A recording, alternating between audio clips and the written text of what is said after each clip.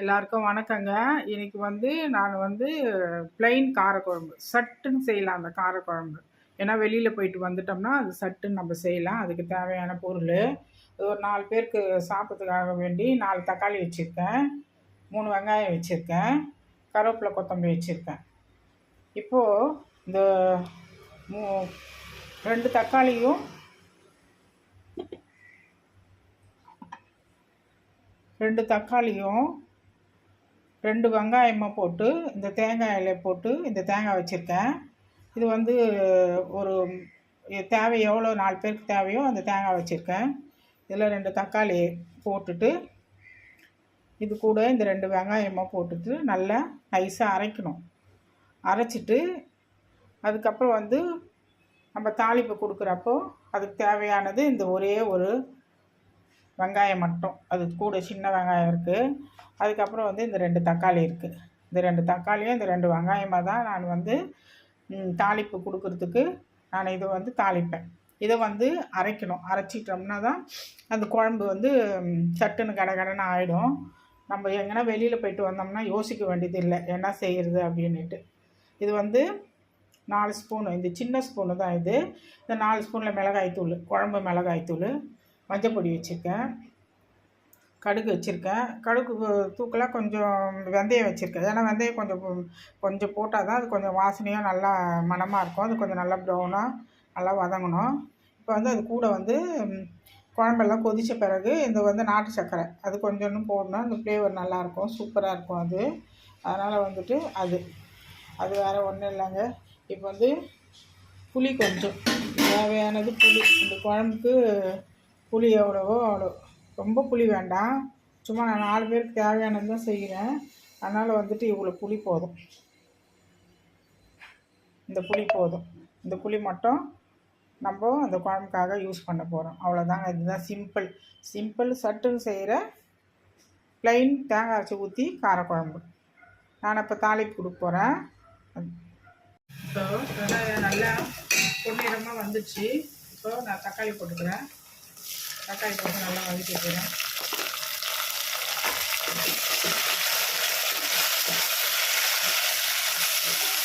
தக்காளி போட்டு நல்லா வதக்கிக்கிறேன். தக்காளி வதக்கணும்.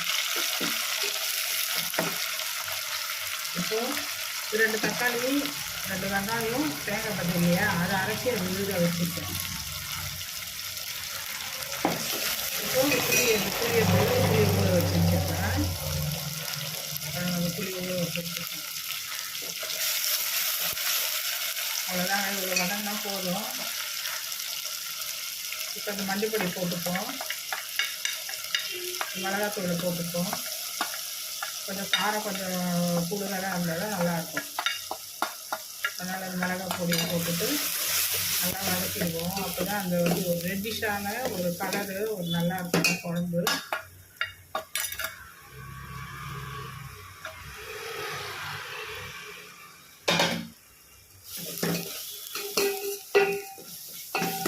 அவங்க நல்லா வதங்கிச்சுக்காங்க. இது வதங்கி வந்துடுச்சு.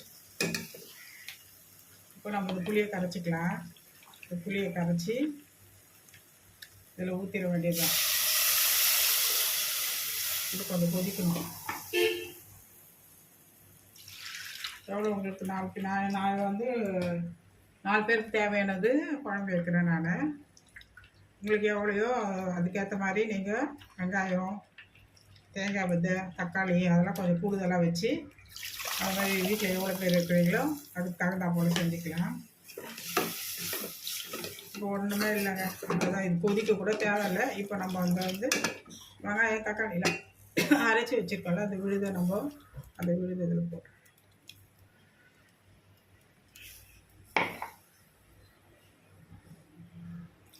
இப்போ அது நல்லா ஒரு 10 நிமிஷத்துக்கு நல்லா கொதிக்கணும்.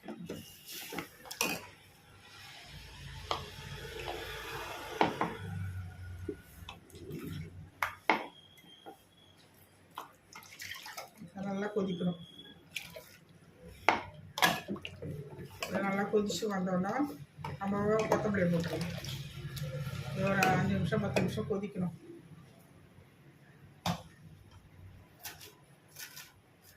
கொத்தமல்லி கட் பண்ணிட்டேன். அதை போட்டுற வேண்டியதுதான். அதனால எங்கன்னா போயிட்டு வந்தோம்னா நம்ம ரொம்ப இப்போ சிரமப்பட வேண்டியதே இல்லை. ஒரு சோறை வடிச்சிட்டு ஒரு ப்ளைனான இந்த மாதிரியான ஒரு குழம்பு, ஒரு அப்பளமோ பொரிச்சு அந்த மாதிரி சாப்பிட்டுக்கலாம். வீட்டில் இருந்து நல்லா செஞ்சு சாப்பிட்ணுன்னா இது கூட மீன் வறுவலோ, கருணக்கிழங்கு வறுவலோ, உருளைக்கிழங்கு வறுவலோ, அந்த மாதிரி கருவாடு வறுவலோ அந்த மாதிரி வச்சு சாப்பிட்டோம்னா சூப்பராக இருக்கும் அந்த குழம்புக்கு. நீங்கள் வீட்டில் இதை ஒரு தடவைக்கு ஒரு சிம்பிளாக இந்த மாதிரி செஞ்சு பாருங்கள்.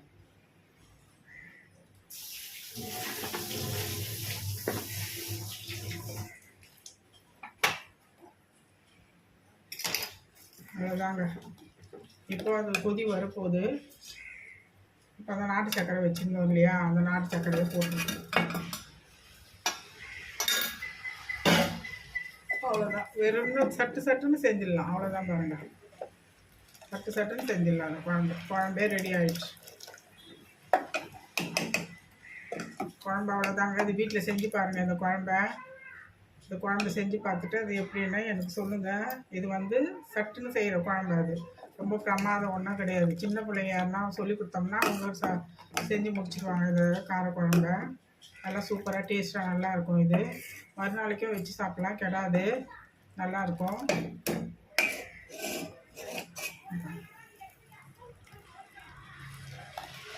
அவ்வளோதாங்க. நான் 4 பேருக்கு தேவையானது மட்டும் தான் வச்சுருக்கேன். அதான் நீங்கள் செஞ்சு சாப்பிடுங்க. இது அவ்வளோதாங்க. குழம்பு ரெடிங்க.